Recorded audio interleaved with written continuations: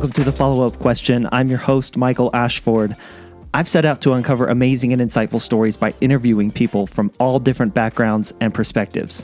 But unlike other interview shows, only this show aims to also teach you what it means to listen more than you speak so that you can become a more thoughtful and informed person. I am a former journalist who believes everyone has a story to tell and that listening to someone speak their truth and their experience is one of the most human things we can do.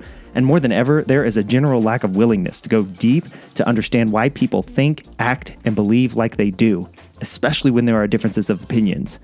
My goal is to counter this by asking my guests questions and getting out of their way. By seeding the narrative and simply asking the next question, I hope the stories that deserve to be told come to life so that we all might better empathize with the people, the human beings around us. Today on the show, I welcome Jakk Gerard. Now, Jakk, it's pretty amazing. Even through COVID, even through lockdowns and quarantine, Jakk has worked out for 1,100 straight days. Now, of course, during quarantine and COVID and all that stuff, he's done a lot of it from home, but for the most part, he's built the bulk of those 1,100 straight days in the gym.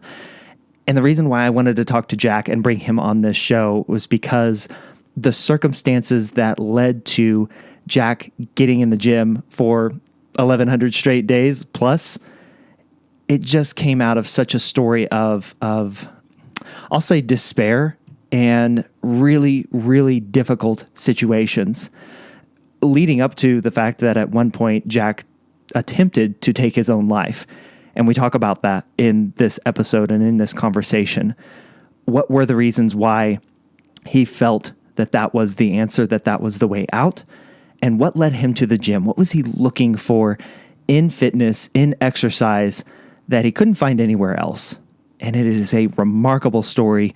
I thank Jakk for being so open and vulnerable and willing to talk about his story and his experience in this episode that I know you all will absolutely be mesmerized by. It's a wonderful story, whether you're a person who gets in the gym or not, whether you're a weekend warrior or not, whether you are, a fitness guru or not. There is a lot of value to be gained in listening to Jakk speak his truth and his experience in this episode. So I can't wait for you to hear it. Let's get into it. Here's my conversation with Jakk Gerard. What has this time been like for you? For a guy who lives in the gym and lives to work out, seemingly, man, what has this time been like for you? I know a lot of people are struggling to figure it all out, but for you, what's it been like, man? It's been interesting to be honest with you. I mean, I am very, very lucky in the lead up to the first lockdown, just because of, with me having this goal of going to the gym every single day and seeing what was going on in China at that point in time. I mean, we had maybe about 100 cases over here, so not many. But seeing them already in lockdown, I was like, I need to just prepare some things just in case it does get bad. So I was lucky. I picked up a lot of gym equipment and I've got a spare room at my place. So I stuck everything in there and I started working out in there. But then when the lockdown ended on this side and then it was time to be able to actually go back into the gym, man, honestly, that was like the highlight of my year. Like being able to have so much equipment to use and whatnot was fantastic. But the cases over here in the UK have really shot up again. So I actually stopped going to the gym or the gym maybe about a month ago. So I've been training from home.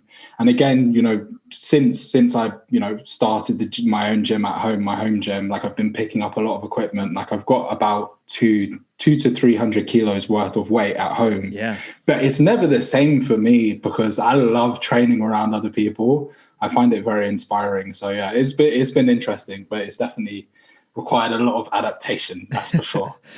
Talk about that, because the studies that I'm seeing are as high as maybe 40%, maybe even 50% of regular gym goers say they won't go back to the gym even after all this is over. You just said you need the gym, you love the gym, and the you get energy from it. Yeah. What is it about it that you thrive on?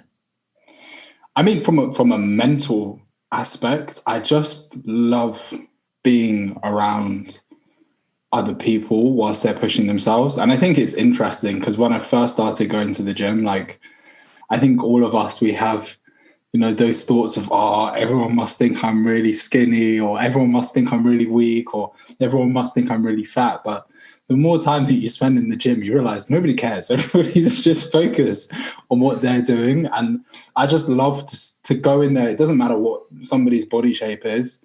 I just know that everyone's in there because they want to walk out of that door a better version of themselves.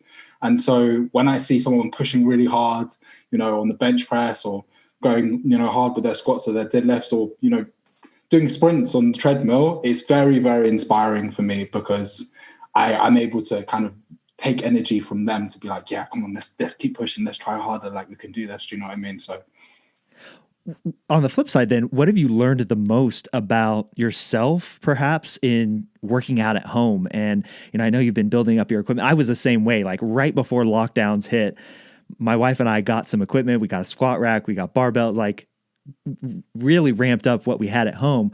What have you learned the most during this time as you've had to make that adjustment?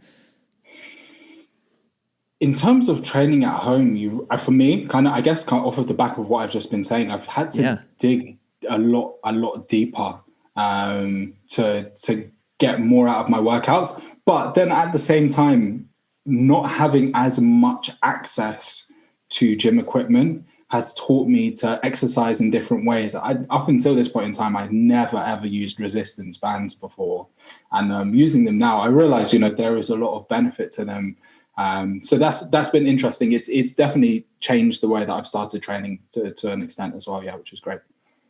So Jakk, jump into why the gym? Why, I believe it's over 1,100 days in the gym at this point since 2017. Is that right? That's correct. Yeah. Yeah. Why is, I think, what a lot of people might be asking at this point. So the why has transformed and I guess grown over the years. The initial reason why I started doing this was because I found myself in a situation where I think a lot of people are probably this year, where they're facing a lot of difficulty, a lot of hardship, and a lot of tragedy. And for me, that came in the form of, in 2017, my dad suddenly passed away. A few months after his funeral, my partner broke up with me.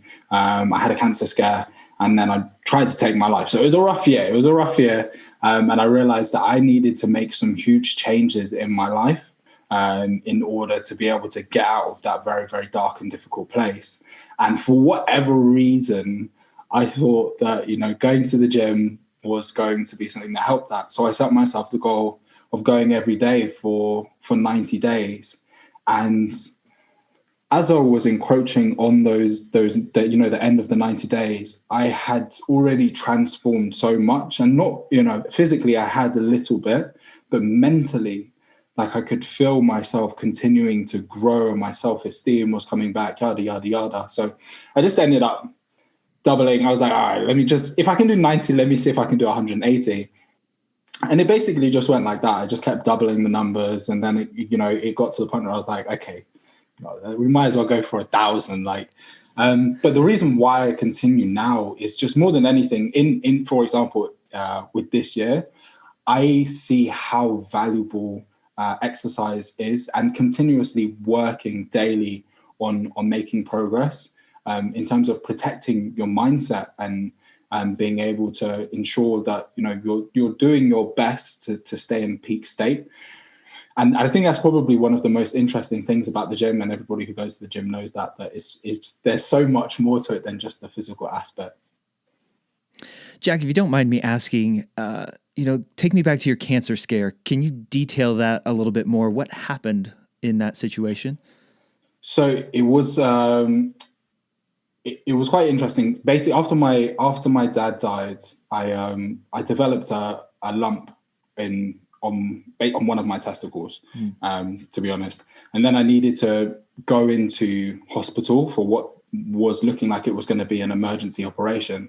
I then came away from that situation. Everything was fine. And then a couple of weeks later, I again found myself in that situation where I needed to go to the hospital. And whilst they were just doing their routine checks, they stumbled across this lump which had grown and grown, and they'd started doing some what are the scans called? They were doing the scans basically on it to make sure Ultrasound? that, yes, that's the word that I'm looking for, to make sure that everything was, healthy and whatnot. But after a period of time, it transpired that everything was fine and returned to normal. But yeah, I mean, again, on top of everything else, it was just another headache, to be honest. So again, a kind of a crazy coincidence. I experienced the same thing Yeah. as a senior in college, and I wrote about it in my book, The Involved Man, about how that experience changed me and mentally how it affects you, even though everything turned out fine. For you in those moments, even after you knew everything was fine, what happened? What was going through your mind? It's quite interesting, actually. Like at that point in time, I was so fed up already and I'd already started getting into this mindset of just being like, I don't care what's going to happen. Like, I'm not going to quit. Fed up with what? Fed up with what, by the way? If you don't, I was just fed up with life. I was just fed up with life. Constantly. I felt like giving me the raw end of the deal. And when I look now back on the situation, it's not that I didn't go through a lot of problematic situations and whatnot. I definitely did, but I've realized over time that you always have a certain level of control over what happens to you in terms of the way that you respond to it. And I think that was one of those situations, the early days of me developing this mindset now, where it's like, life is going to be tough. There really is no way to get around that. But the decisions that we make and the choices that we make when we're in the face of hardship or tragedy can be incredibly valuable. Not just to ourselves, but to others around us. And again, going back to the why, part of the reason why I continue to do this is because I know that there's probably somebody out there who is going through a tough time, and being able to, talk about it and show them that, yes, things can be very, very, very difficult, but if you believe and you're willing to just take a step forward on a daily basis, things will get better. Things will get better. I assume the way that you talked about it, you and your father were close. Would I be correct in saying that? We were in my later years. When I was younger, we weren't that close. To be honest, he was somebody who worked very, very hard. And to be honest with you, I think that definitely is something that is rubbed off on me. Like the way that he's lived his life, I can look at his pitfalls and I can look at his successes, and definitely one thing that I do admire about him is that he was always very driven. He was focused, and I could tell he was someone that continuously was trying to move the needle. So I take that from him. But alongside that, I think the main thing that really resonates with me now is he was someone who was just filled with love and light. He was such a kind man. And I think constantly I'm trying to figure out ways that I can, try and emulate him and fill his boots. For example, after he retired, he spent about 50 hours a week volunteering for a cancer research charity over here in the UK without getting paid, which is more hours than some people do, working normally. Right. And yeah, I look upon the way that he lived his life up until, his very last day, and, his passing was very sudden. And I want to be like that. I want to be somebody who's, constantly trying to be a positive force in the world. How old was he when he passed away? He was young. He just turned 60. He was 60 years old and 2 months. So in that sense, he was young. Yeah. But at the same time, I guess I take everything, with a pinch of salt. I'm grateful to have been able to have got to even this stage, in my life, and to have memories of him that are more than just, when I was a kid, to know him well enough to be able to draw upon his example. And, even with it being nearly 4 years now since he passed away, still be able to bear in mind the things that he might say to me in terms of dealing with particular situations or how he might go about handling them. Jakk, how does a child, how does a kid, and I say that in the sense that you were his child, his kid, mm-hmm. How do you come to terms or deal with the fact that you had built the relationship in his later years of life after, like you said, not being super close as an actual kid, as a youngster. How do you reconcile that? How did you deal with that at the time, knowing that, I mean, was there, I don't want to put words in your mouth, so I'll just ask the question, like, how did you approach that, man? It was difficult. I think I was lucky in the sense that a lot of that work I had done already before he passed away.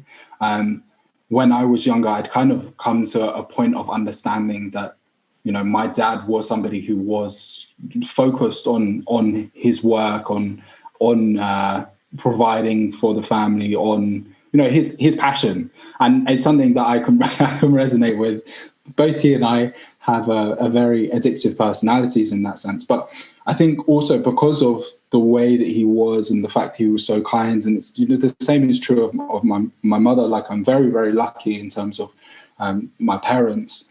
I was always able to look at that situation, or well, maybe not always, but I came to look at that situation through the eyes of love and understand that these are the things that make him happy. He's, you know, provided for me in wealth of excess, and that's not something I'm going to begrudge him for.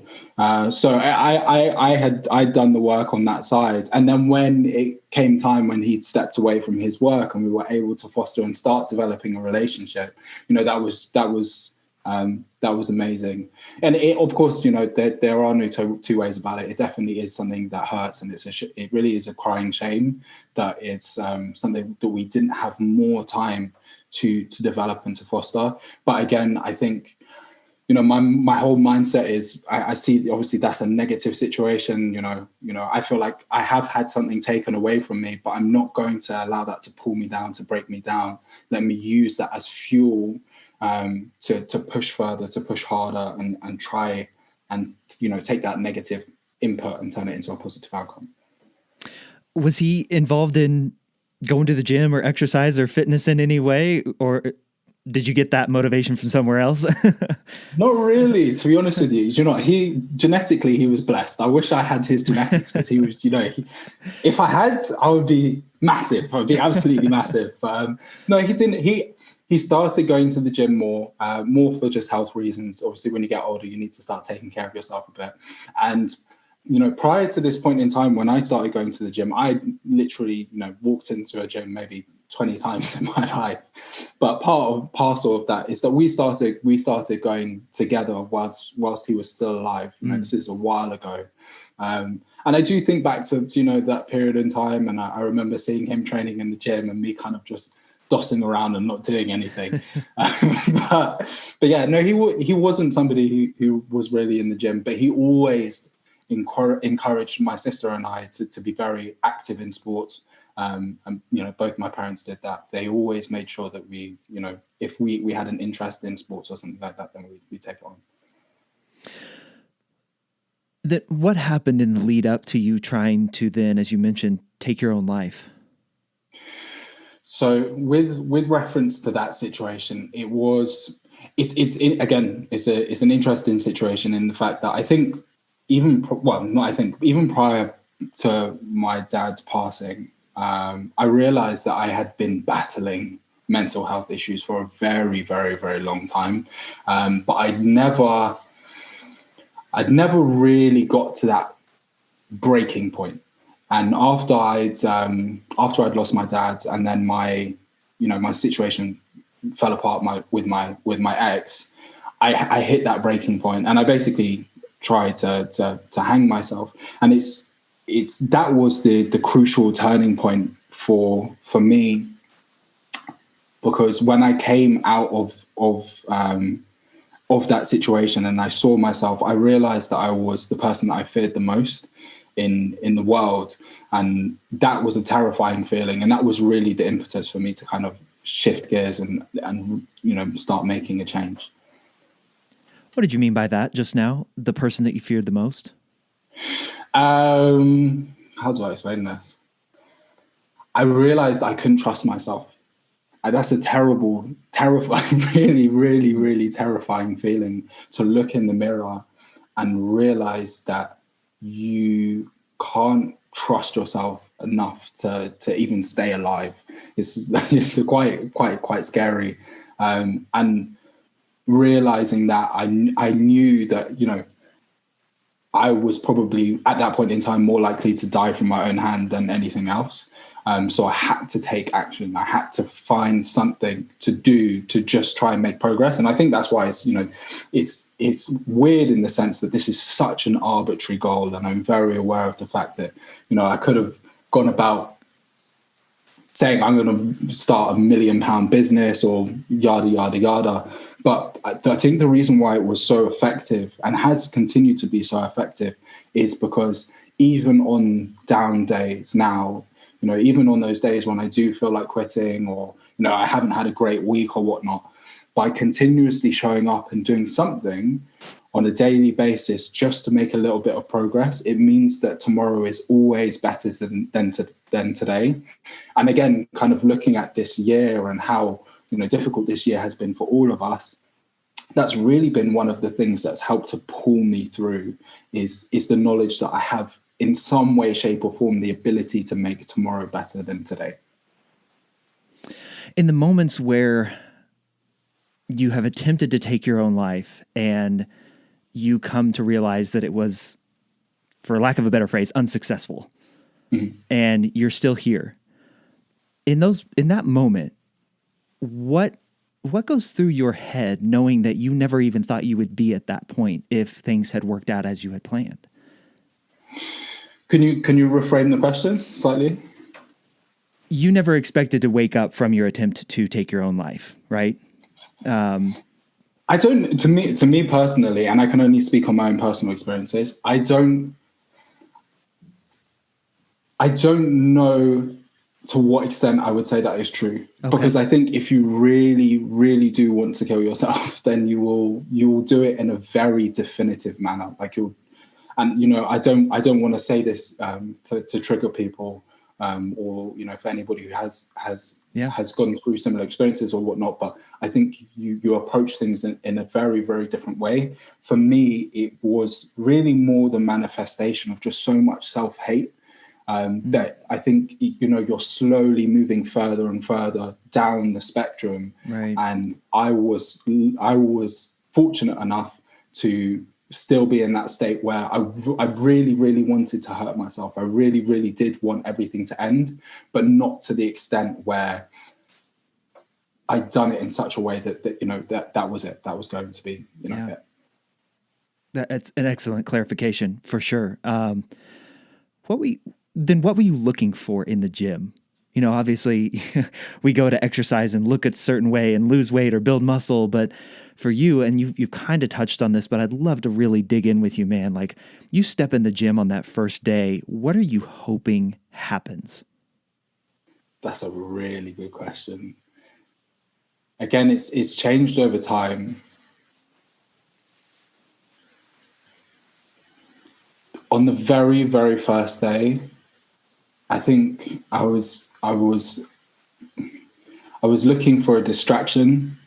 I was looking for an escape, and I was just looking for a way to start moving. I was definitely on a downward spiral, but at the same time, I was at a standstill. Like, I had no real momentum or anything. And I just wanted to start doing something that was going to allow me to make a small amount of progress in one area of my life. I felt so out of control at that point in time, you know, all of literally my whole life, the way that I identified it at that point in time had crumbled to pieces.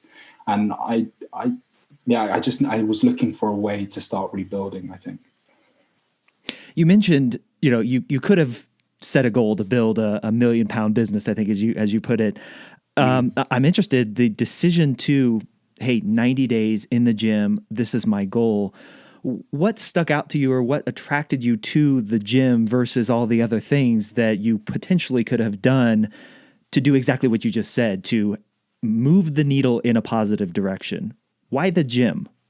I think, to be honest with you, Michael, I got really lucky. Yeah, I think I got really, really lucky because I don't have an answer to that question. And I've thought about that myself many, many times. Why? Why the gym? Why 90 days? Why every single day? All of those. And also another component is I didn't count down from 90 to 0. I counted up from 0 to 90. All of those four factors are incredibly, incredibly important in me being able to gain momentum. But none of them, I didn't sit down at any point in time and be like, okay, yeah, 90 days, because I think it's something like 67 days-ish is how long you need to really solidify a habit. The gym, because that's going to, be great for my mental health as well as physically changing the way that I see myself. And in me, seeing a different version of myself, it's going to allow me to create a different version of myself. Counting up rather than counting down, it gives me the opportunity to continue to just develop more and more and more momentum. I really think I got lucky. Although sometimes, I think maybe I wish I had started a £1 million business because, hey, if I've been consistent with that, then, but we take the wins that we can. It is fascinating that you made the distinction that you did of rather than counting down from 90 days, you counted up. Dig into that. Why is that so important? I think that is fascinating. Yeah. And it wasn't until later on in the process that I really realized how powerful that is. But it's just whenever, at least in my opinion, whenever we're counting down from something to 0, we're looking forward to finishing. We're looking forward to, ending, or even if we're not looking forward to it, we've given a definitive end point. And so when you reach your goal, you've stripped yourself of all the momentum that you've built. Whereas if you're counting upwards, and then as, I found myself in that particular situation, you feel like, actually, I have a lot more left in the tank. When I set that goal of going to the gym for 90 days every day, that seemed impossible to me, truly, truly impossible.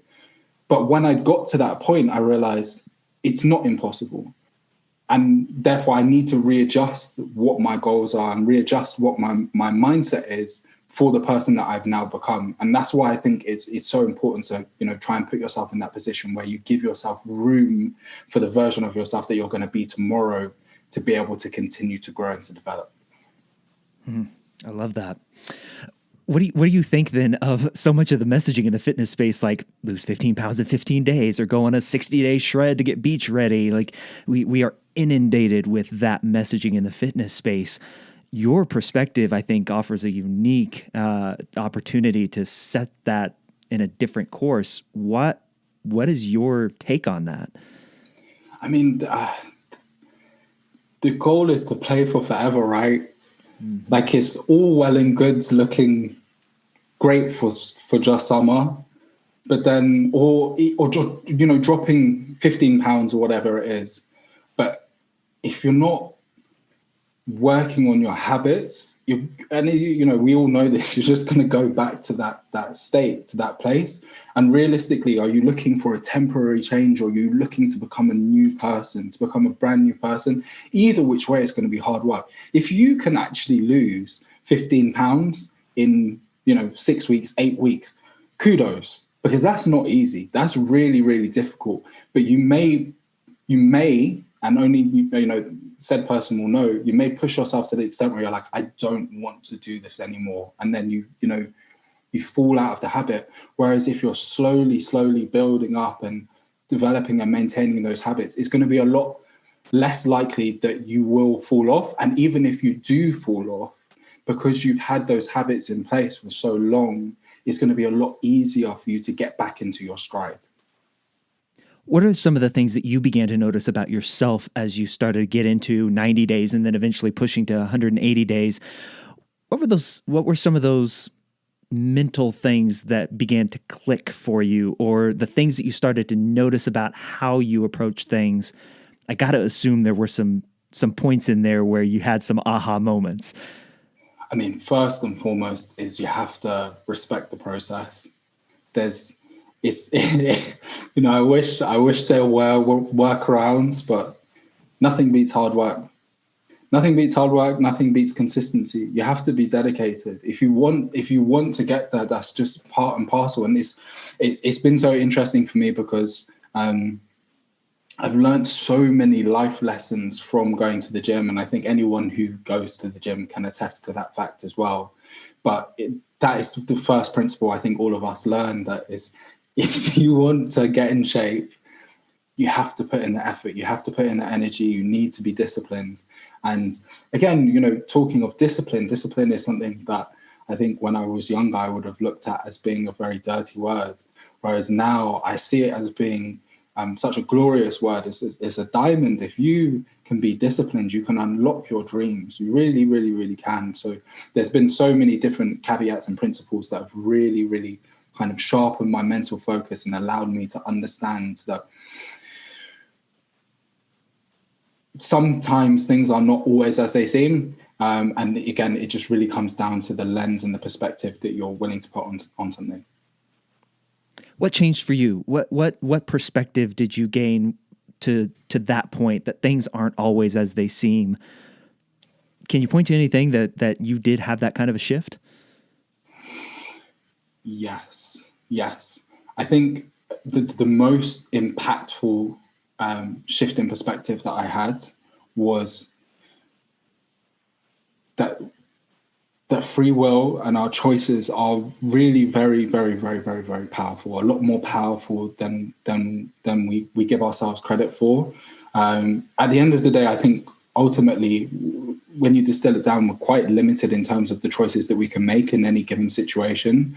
But this is again something that I stumbled across when I was going through this process early on. Was I started looking at life through the lens of three different ways of thinking. Either I can play the role of the victor, either I can play the role of the victim, or I can play the role of the villain.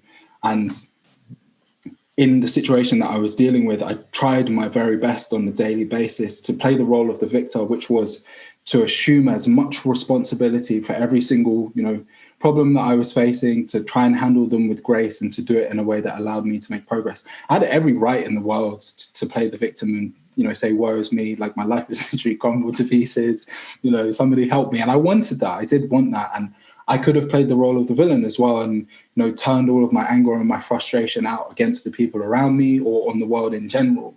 But through kind of approaching things through this lens, I realized that when you are faced with a wealth of negativity, those emotions, you can use them. You really, really can use those emotions and put them into something else that is going to give you a positive outcome. So when we face negativity in life, yes, the situation at that point in time may be bad, but it doesn't, the story doesn't have to end that way if you choose to take a different path.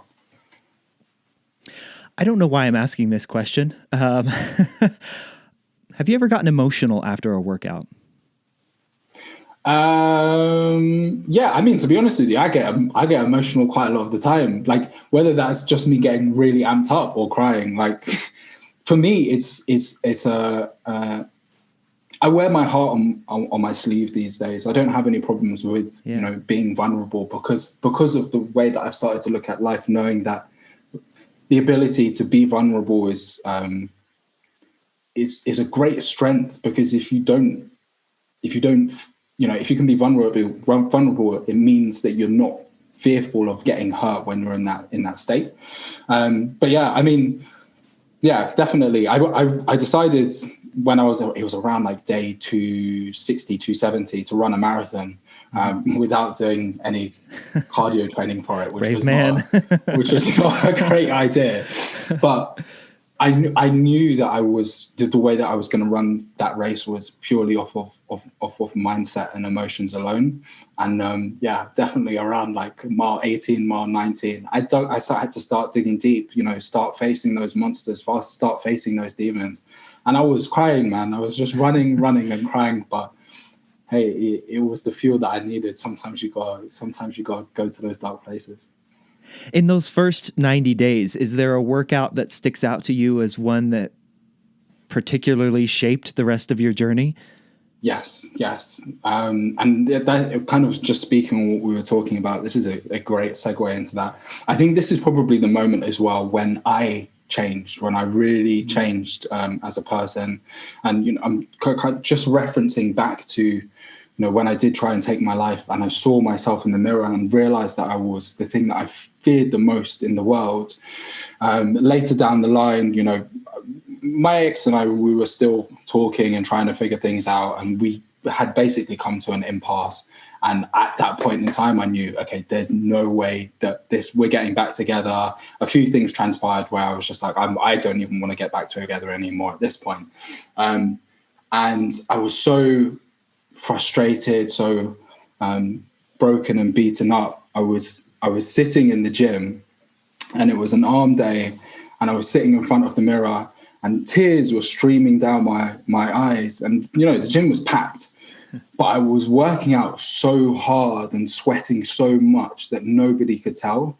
And when I looked at myself in the mirror at that time, I realized that I'd managed to begin overcoming my demons and understanding how to take all of the hardship that I was facing and utilize it in a way that was beginning to empower me, and I was putting myself back in the driver's seat. Even when I think about the length and breadth of this story, and the 3 years plus that I've been doing this, that to me is the most, well, other than day one, is the most important day, because it was such a turning point in my mindset of just, I will not quit. I will never quit.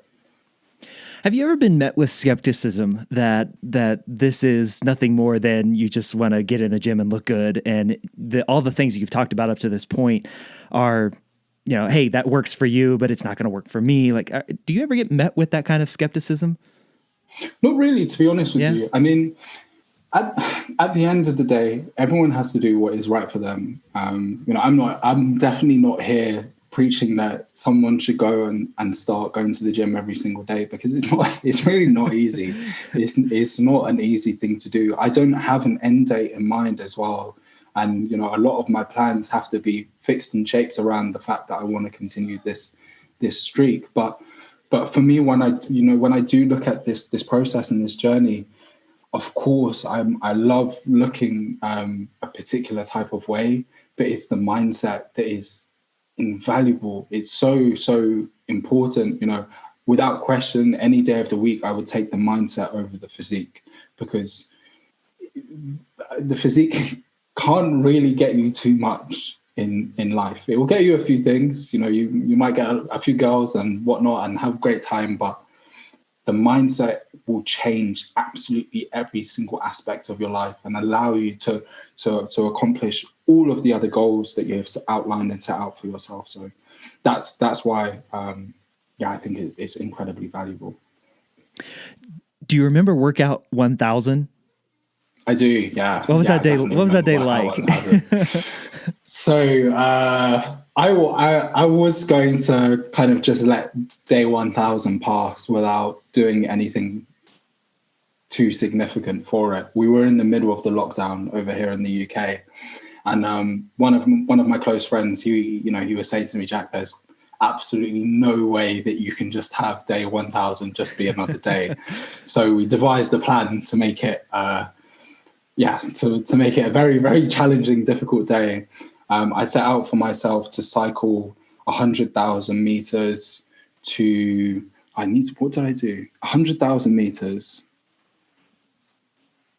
10,000 reps on day 1000, lifting 100 tons across 10 exercises. Yeah, it was something, I set myself like a ridiculous fitness challenge, basically. It took me 17 hours to complete it.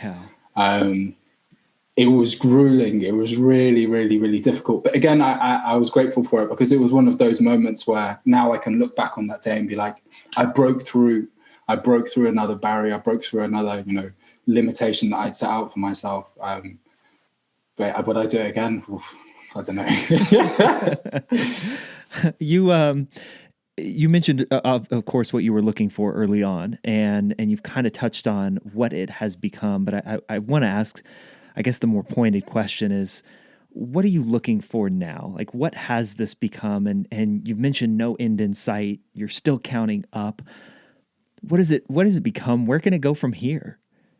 It's a vehicle. That's what it's become now. It's a vehicle to as I was saying, just ensure that I continuously make progress. I'm so focused on just trying to make every single day count. And I think to an extent, to a fault, I find it very difficult to be rested. Like if I don't make a significant shift in my life every 2 to 3 weeks, and I say significant, something that's going to, change the trajectory of my life every 2 to 3 weeks, I start beating myself up and I'm like, I know I can do better than this, yada, yada, yada. I need to keep pushing. I'm not working hard enough. But it really is a vehicle to kind of protect me from the throes of life. This situation with the coronavirus, I was living alone for the entirety of the lockdown. I didn't touch another person for like nearly 3 months. Like, it was grueling. It was a really grueling period of time. But having a foundation and an anchor and it's very difficult to explain in that sense, but something that just grounds you, because you know that you can use it in some way, shape or form as an outlet for, your stress, but also as a way to just creep forward just a tiny bit and not get beaten back, even when life is trying to beat you down. For me, that's what it is. It's a safety net as well. Yeah. After your attempt to take your life, you had said that you had become the thing that you feared the most. Yeah. What do you fear the most now? Me. I still feel myself the most, but just in a very different way.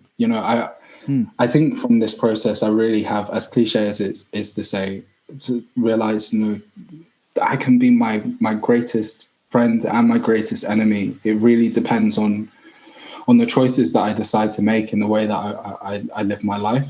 And the rent is due every single day. I don't fear myself. I don't fear the current version of myself that I am at all. I can rely on me to get things done. I know that I'm going to get things done. But what I do think about is the fact that I know that there's always, that other version of myself that I can become if I do not make the right choices, if I start going down a different path. And that's, it's very valuable for me because, again, it's another motivating force. It keeps me focused and trying to track in the right direction. What you just said there, that it's a motivator at this point, how do you keep it as a motivator and not let it become something that you're scared of, that you run from? There's so much distance between who I was and who I am now, that every now and then, like I'll see elements of that person, of that character, but I'm doing my best to bury them every day. Like we're having a fight, but I never want to completely put them 6 feet under, because at that point in time I no longer know where they are. It's a lot easier for your demons to creep up on you when you don't have your eye on them. So that's kind of the view that I take of it. It's, I know who I am now. I think I've kind of proven my point to myself. But it's a case of just kind of not resting on my laurels, as it were. Jakk, last question for you, man, and this has been incredibly powerful. What's a question that you wish you were asked more about your journey, this time, your experiences? Is there anything that you wish people would ask about more?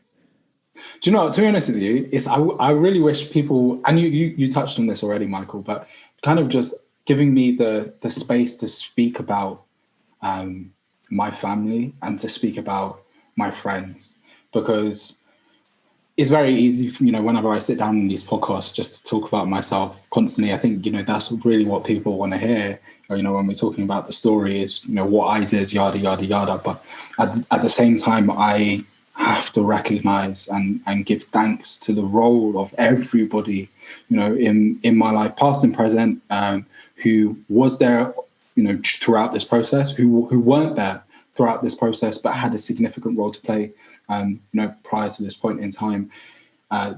For me, I wouldn't have been able to get to this stage without them. So, I always want to give praise to them when I can. We haven't talked much about your friend. You said your friend was the one who encouraged you to do something about the 1,000th day, the 1,000th workout. How have your friends and your family as well, how have they been there and supported you through this? What has that commitment beside you looked like? Again, it's been an interesting journey. I think, especially when I was at the very start of this process, I felt very lonely because my closest circle of friends, no one had gone through that kind of extent, had gone through that level of tragedy of losing a parent. And when I was younger, I had a partner, I had a girlfriend who lost her mum, and I wasn't there for her in the way that I now know that I could have been, or perhaps should have been, because until you go through that kind of experience, you don't realize how much it impacts you. So, but at the same time, I didn't feel, and I don't feel resentment towards that, because it really gave me the space to step into being my own person and not leaning on others. It just helped me to be stronger. In terms of my group of friends, I've been so lucky.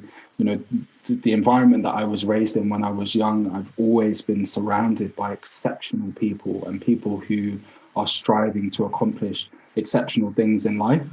So with that question, I wouldn't have set my mind to even get to the stage of hitting 1,000 days or doing that 17-hour challenge or running a marathon without doing any cardio training, all of those different types of elements, without having people around me who constantly kind of break the mold and prove what can be accomplished when you step outside of your comfort zone. And again, I guess just to kind of as a piece of advice to give to others is to always be very, very mindful of the people that you're surrounding yourself with. And even if you don't have a group of friends at this particular point in time where you feel like they're uplifting you, leverage social media as much as you possibly can to kind of at least digitally put yourself around those who are seeking to make life as much as they possibly can.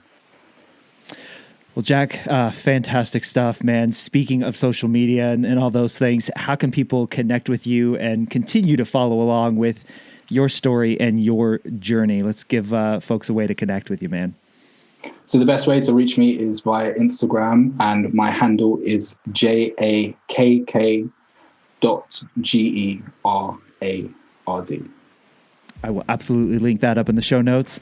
Jakk, thank you so much, man. I appreciate your openness and willing to share your story, man. It's incredible, and major props to you for the stuff you've done and gone through and gotten through.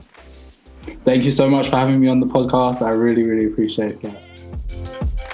Many thanks to Jakk for his time and insight and sharing his story on the show today. Please do me and Jakk a huge favor and share this episode with someone you know who might also find some value in listening to today's conversation. Share this episode with your network and help spread the good word about the importance of asking more questions. And if you have it in your heart, please leave a rating and review of this show wherever you might be listening. Go check out thefollowupquestion.com if you have a question you'd like me to address on a future episode, or if you'd like to submit a guest recommendation. That's thefollowupquestion.com, or you can always email me, michael@thefollowupquestion.com. I'll catch you on the next episode of The Follow-Up Question, and until next time, keep asking questions.